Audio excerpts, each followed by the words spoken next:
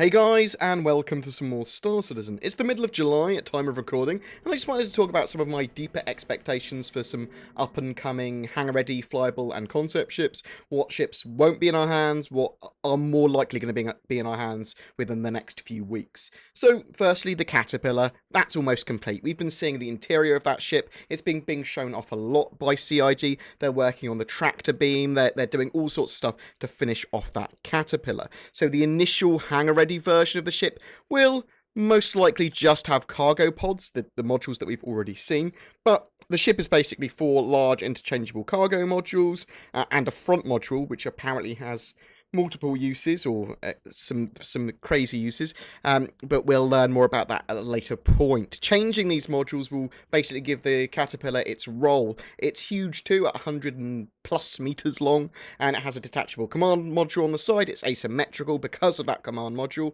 and it's damn cool looking. I love Drake. I love Drake ships. It's going to act as a pocket carrier for Dragonflies as well, so if you have those cargo modules there, I believe you can have up to 8 little Dragonflies flying around at the current kind of thinking, although that could increase or decrease based on whether they give hard limits to ships. I'm expecting the Caterpillar to be ready hangar ready soon. Any times that I give, though, will be speculation, but I do think it will be ready for 2.6, so probably we'll have it by October, hopefully sooner.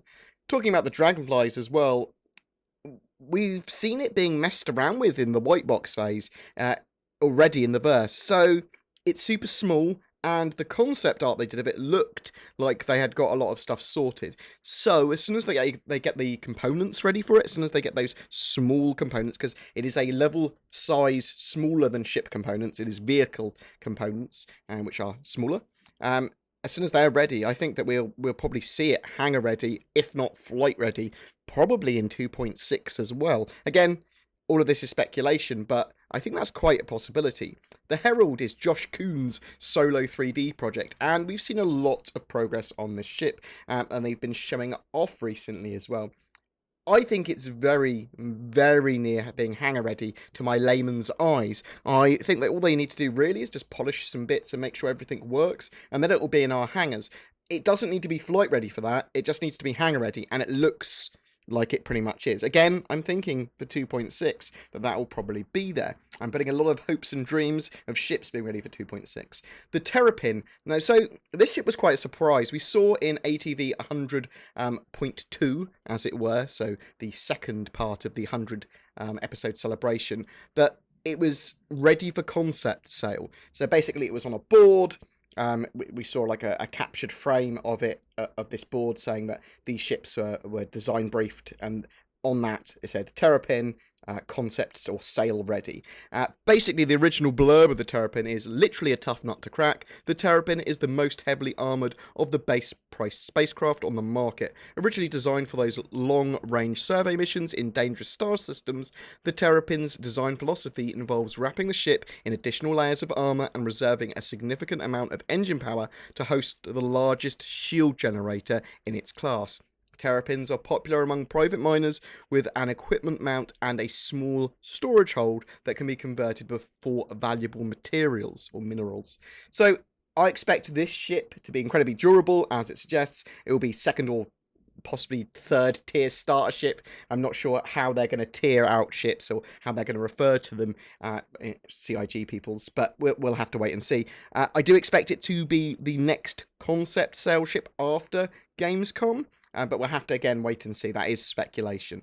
The Polaris Corvette. We don't know much about the Polaris, other than it's made by RSI. It's supposed to take the role that was originally concepted from the Idris. Obviously, the Idris has grown somewhat, so it should be some form of military ship. It's rumoured to be 100 to 130 metres in length, and I think it was described as chunky but sleek. It's made by RSI, and that kind of goes with their style. It's going to be expensive. And we don't know exactly how expensive, but it's likely to be the most expensive concept sale ship this year. Now, I would expect it to be on sale after the Terrapin, but it's possible it could be sooner if it's the Gamescom ship, and we'll talk more about that in a second. The Idris. So there's been loads of work on the Idris frigate. We saw it in the flyby in the multi-crew demo at Gamescom 2015, and some of the interior on the Morrow tour from CitizenCon, again from 2015. But more recently, they've been testing, taking off and landing in it, flying it around the verse, quantum warping it, I believe. I think that it's in the dev branch of the game at the moment, which would suggest that it's pretty much nearly ready, if not ready. I don't know whether we're going to get our mitts on it before they release Episode 1 of Squadron 42, or not. We'll have to, again, wait and see. But I do think that Idris is incredibly close to being finished, whatever, and I do hope that they decide to maybe show it off to us somehow in the mini-PU. The Gamescom ship. So at Gamescom, they're revealing a new concept ship, as well as, I believe, having a sale in general for ships.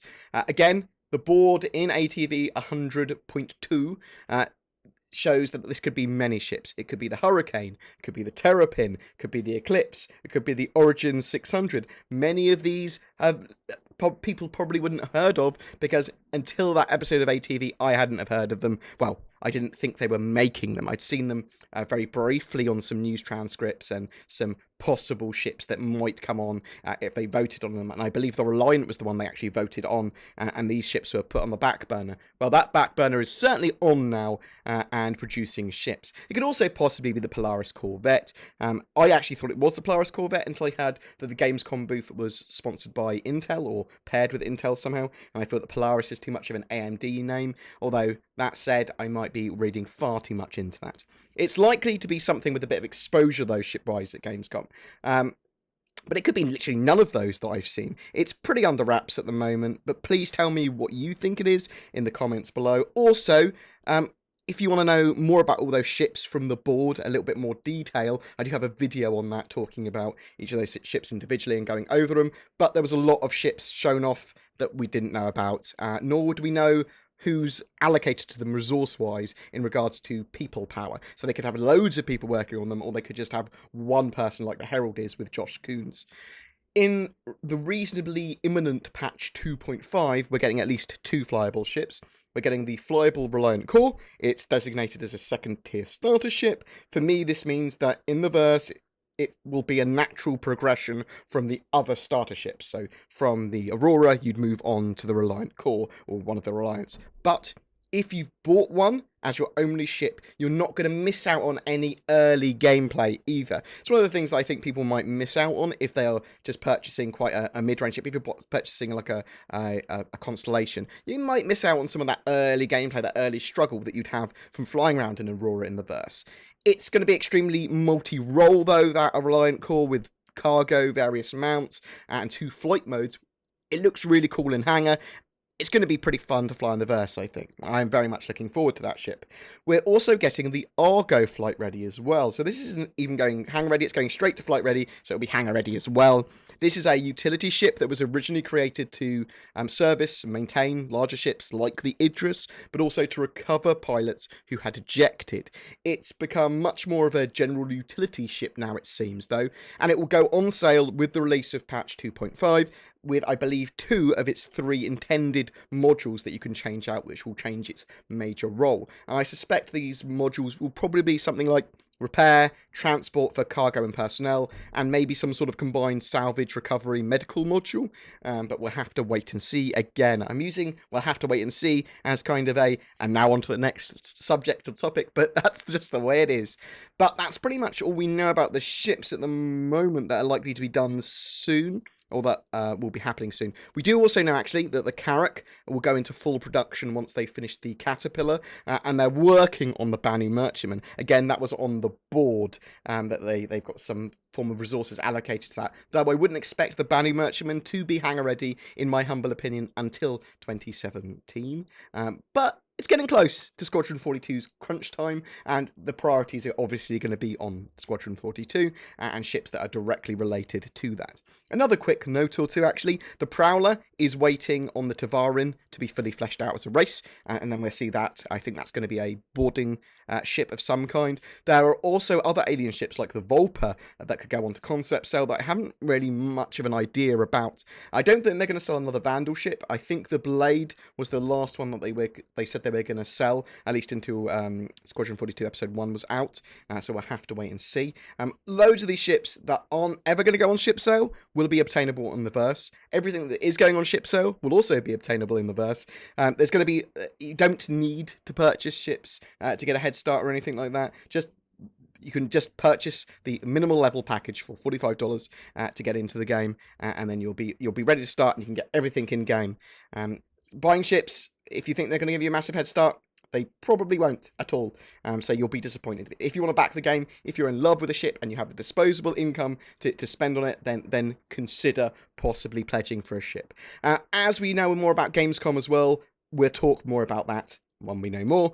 Some people are thinking that there might be some form of military ship sale at the time, and they'll like unveil Squadron 42 stuff. Others think that they might unveil Star Marine, and we'll see some Star Marine type stuff. We will have to wait and see. That is now my catchphrase for this video. That was a bit longer than I actually wanted it to be, but I'll have a good ramble about 2.5 and all of its confirmed patch contents, and a lot of its maybes, hopes, and dreams, and little Easter eggs that I found next time, because there's quite a lot to go over, and I'm very much looking forward to being able to purchase lots of stuff in verse with in-game currency, because that's something we can all work towards in-game without having to spend more real money. Anyway, guys, I hope that was informative in some way, even if it was just a bit of a maybe ramble, bit of a theory craft of what's going to be happening with ships. I apologise if I get any of the timings massively off, but tell me what you think in the comments below. Don't forget, you can also run a Dragonfly just by commenting on any of my videos throughout the month of July, and when it's not July anymore, we'll have a different ship to give away in a similar stance. Don't forget to like and subscribe, it genuinely does help me. Thank you so much to my Patreons, you guys have really helped me out this month, especially setting up BritisonCon and being able to go to that, seeing that I'm helping run it. That was very, very helpful. Thank you so much, guys, you take care, and I'll see you in the verse.